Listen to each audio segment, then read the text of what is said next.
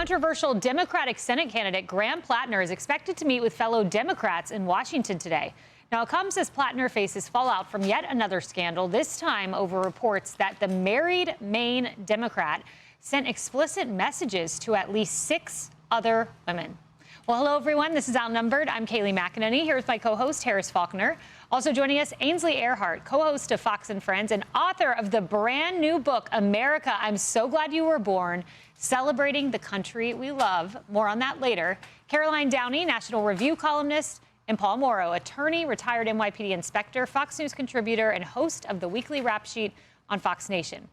Well, let's start here. Platner's trip to D.C. comes as Democrats are reportedly concerned he may have even more skeletons in his closet. Over the weekend, New Jersey Senator Cory Booker said Platner has questions to answer about those sexting allegations. Platner, though, is pushing back on that story, even as his campaign has not denied that the messages are real. But the stories are true, right, about the texts? No, this is the amazing part. The Wall Street Journal and the New York Times ran stories without any evidence besides the gossip from a former staffer. I'm sorry, that's frankly journalistic malpractice. Now, this is just the latest in a series of scandals to hit Platner's campaign, including the revelation that he had a Nazi-linked symbol tattooed on his chest for nearly 20 years. He says it's since been covered up. Now, other Platner controversies include, but are not limited to, praising a Hamas raid that killed 5 Israelis, embracing political violence, calling rural Americans racist and stupid, self-identifying as a communist, and downplaying rape. Those are a few. And despite all of that, many Democrats have refused to condemn him. Do you have concerns about Graham Platner? I will work with whoever the people of Maine elect. He served his community. He's also made mistakes, and he has admitted that. Character also involves standing up to people who are bankrupting and corrupting this country. So much is riding on Democrats taking control of the Senate. If we do not get the votes necessary to take care of the House and the Senate, we will continue to have an out-of-control president. Ainsley, as you well know, there's a thing in politics called opposition research. Right. I am uncertain how you have an operating website profile on something like Kick, and it just goes unnoticed by your party. Right. I keep seeing that image of him, wrapped in the towel with the tattoos and the potty behind him. This is just an image I do not want to see, but that image is out there. And these women, apparently his wife was the one who told the campaign manager, this might come out. This could come out in opposition research. And she said it happened. He's saying it's gossip. You heard him say it didn't happen, but yet she's also posting videos saying they're in therapy, marriage is really hard, we've gone through a lot. So take that out. Just take that out. But what about what he said about an American war hero who fought for our country, who ran into the fire that the Taliban were shooting at him so that his other men would be saved? And then Graham Platner is making fun of that video, saying that the Taliban missed, they should have hit him, and that he should have died. Like, I care about that. That's how he feels. So, and that's how he did feel. He's saying he doesn't feel like that anymore, but not one person on this curvy couch would ever say that. And I'm voting on that. I'm also voting on a Nazi tattoo. I don't want the guy who's representing my state to have a Nazi tattoo. I don't live in Maine, but those are the issues. What the wife thing, that's all kind of gossipy. But I would not be surprised if the Democrats are saying we have a problem here. We're hearing there's more coming down the pike, so we want him out. That's why he's in Washington. He says he's going there to campaign and to ask for more money and meet with senators, but possibly he's meeting with the senators. The rumor is so that the senators can say, get out of the race. Paul, and to that end about Moore, a Democratic staffer on Capitol Hill told the New York Post it's not a possibility that Moore will come out. It is a certainty. And I agree with that. This is just the tip of the iceberg. This is where I think it's going. All right. And this is, I think, the next shoe to drop. And I think what may be disqualifying here, I got to give credit to the Washington Free Beacon that's been on this aspect of the story. We got to go deep on this. His designation is 100% disabled. There are 2 versions of that. I got to get in the weeds a little bit. The higher version means essentially he can't work. Certainly, he can't work as a blue-collar oyster farmer as they have been marketing him. That's tough work. You got to go out on a boat. You got to dig those oysters. I know people have done that on Long Island. That is hard stuff, okay? If he's 100%, and by the way, he was 90% designated, he applied for the raise in designation. Here's the key to me. He won't clarify it. They're asking him. The Maine papers, which are not exactly right-leaning, are all over this, and I'm surprised it hasn't broken nationally.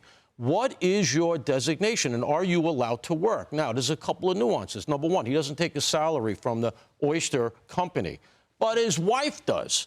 His wife reportedly no expertise in that. She used to be a teacher, and he won't clarify that. He's also paying the wife from the campaign fund. 6 months. She made $30,000. Now, she has the top customer, because she's running it apparently. The top customer that they have is his mother. Right? Because she has a restaurant. I can't figure out who the other customers are. Now, look, I want to be clear on this. I don't like questioning any veteran's designation. All right? You went over there, you fought for us, et cetera. And so the only thing I can analogize to is 9/11. And having been there myself and everything else, there was some scamming there. I'm going to be frank, there was. And every cop, fireman, they knows there are people out there who got disability that should not have gotten it, and people who probably should have gotten it never even applied. But when I see something like this, I got to question it. Here you go. In a Reddit forum called Armed Socialists. That's what we need now in the age of Charlie Kirk, armed socialists. This is not long ago, 2021. He said, F Uncle Sam, F him and take his money. I don't want that guy in the Senate. And the question is, Harris, where do Democrats draw the line? Because the Nazi tattoo was apparently a line they were fine with. The fact that he called the Army lazy trash who would rather not be in uniform, apparently that's a line they were fine with. Where's the line? Is there a line? Well, I'm hoping it's minor children who are known to, well, be on the app Kick. I'm hoping it's that. I'm hoping that a man named P Hustle 0331, his account, that goes too far considering the shocking percentage of children, and that's anything above 1 to me, between the ages of 13 and 17 on that app. Yet he's peddling sexual messages and trying to reach out to women in very graphic ways who are not his wife. I agree with you, Ainsley. I think that what goes on in the personal life is between him and his wife. It is troubling that there's money flowing to her, though, from the campaign, and then she was the one to show the Oppo research potentially on those messages. I don't think anybody can refute that they exist. As of last night, my team checked. The account's still open. He's still got it. Yep. So, I mean, you can delete the messages, but we all know what it's like to delete things on the internet. They never really die because you don't own the servers. So I'm just curious, what is enough for Democrats if a platform like that, where you've got a corrupted candidate, and he is not only just corrupt in terms of his integrity and all of that, but now you've got competing messages. How in the world are you going to sell this guy against the governor, Janet Mills, who says, well, I suspended my campaign, maybe I ought to get back in? I mean, you've got a woman standing by who says she wants to be on the ticket. And I don't think Democrats think she can win, which is why she wasn't there in the first place. But what are your choices? Your choices are horrible. Why would you take meetings with this guy? Why would you even entertain the vicinity with this man? P. Hustle 0331? Why? Yeah, why? And every Democrat needs to be on the record about this. We have seen this time and time again. There are candidates on both sides with scandals, but Republicans are chased down the halls of Congress. Republicans are forced to be held accountable for anything any Republican says around the country. It's time for the same standard for Democrats. 100%. I think it says a lot, actually, that one key Democrat jumped ship on Graham Platner pretty early. I think it says a lot that his political director resigned in October. She was charged with conducting internal research on him, candidate vetting, and apparently uncovered so much baggage that she thought it was better to cut her losses and just leave the campaign because there were too many liabilities there, and she thought it was a lost cause. But look, it goes beyond sexual impropriety or alleged. Everything we were sold about this guy by the political consultant class, because he's not grassroots, lest you think that this was organic, there was plenty of consultancy money behind him. Everything we were told was a lie.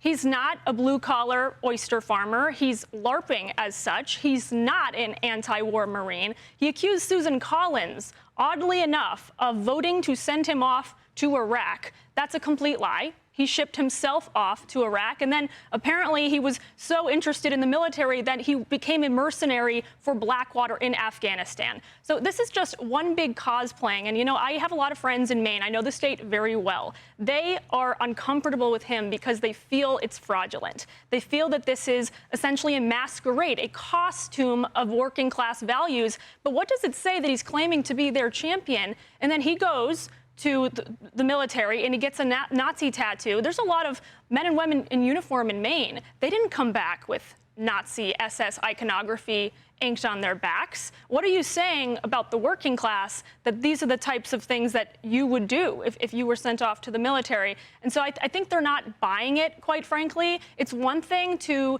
say you are salt of the earth, and it's another to actually embody those values. Yeah. And the point you're making, too, I mean, that is the symbol of the concentration camp guards. Yes. I mean, it's the worst of the worst. Right.